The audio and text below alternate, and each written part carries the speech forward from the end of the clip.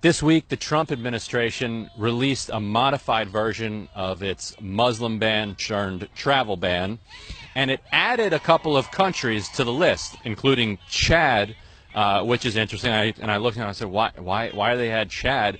It turns out that Boko Haram. He managed to find some Muslims inside Chad, but notice he didn't put Nigeria on there, where Boko Haram actually is from.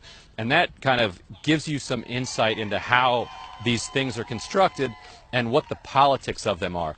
If you look at the most curious change to the list, you'll notice that one country fell off of the list, and that would be Sudan. How did that happen? The Sudanese don't have any pull here in Washington, D.C. It's not like they have some massive lobbying force.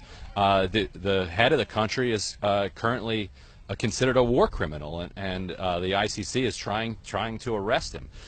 So how did they manage to get enough influence with the Trump administration to get themselves off this list? It's not like they kind of fundamentally changed the nature of the country in order to earn their way off the list. And it turns out that it's our old friend Yusuf al-Otaiba, who we've talked about a couple of times here on these segments. He's the ambassador from the United Arab Emirates. Extraordinarily powerful guy. Right now, the Saudi Arabia and the UAE are waging a war with the assistance of the United States on Yemen. Now, both the Saudis and the Emiratis are extremely wealthy countries. These are not the kinds of countries that want to put kind of their own citizens at risk. The Emiratis did have some boots on the ground for a while in Yemen, and 45 of their soldiers were killed in a single day, which is the most in their country's history. It was their version of 9/11. It is impossible to kind of overstate the impact that those 45 casualties had back in the UAE. It was calling the entire kind of adventurous, hyper-aggressive foreign policy that the UAE has been waging into question.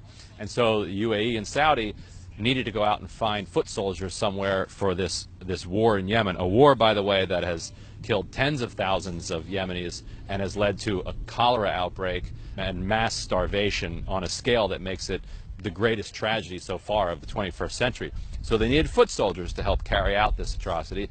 So what did they do?